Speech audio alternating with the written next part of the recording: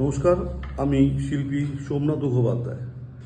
আজকে নিউমোলজিস্ট পিঙ্কি বণিক সম্বন্ধে আমি দু চারটে কথা আপনাদের কাছে বলতে চাই। এবছর দুর্গাপুজো প্রেক্ষাপটে আমার সাথে ওর প্রথম পরিচয় হয়। তো সেক্ষেত্রে আমাকে ওই দিন বলে, দাদা আপনার জন্মদিন জন্ম সময়টা একটু আমাকে যদি দেন। তো আমিও দিলাম কথায় কথায়। তারপর 2-3 দিন বাদে আমায় ফোন করে বাড়িতে আসতে বলে, নিমন্ত্রণ করে। তো আমি এসেছিলাম।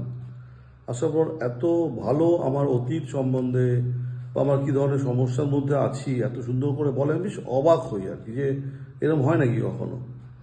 এবং তারপর ওর সাজেশান অনুযায়ী দুখানা আমাকে ব্রেসলেটও বানিয়ে দেয়। এবং সেটা পরার পর আমি পুরোপুরি বলবো না যে ভীষণভাবে আগের মতো স্মুথ ব্যাপার, কিন্তু কোভিডের পর যে একটা সমস্যার মধ্যে সবসময় পড়ে গেছিলাম, সেখান থেকে কিন্তু অনেকটা একটা সচ্ছল জায়গায় আসতে পেরেছি সমস্ত দিক থেকে। সুতরাং আমি আপনাদের, আমার ক্যামেরার উল্টো দিকে যারা আছেন, তাদেরকে অনুরোধ করবো, যদি আপনারা চান এরকম সহযোগিতা, তো অবশ্যই যোগাযোগ করুন পিঙ্কির সাথে।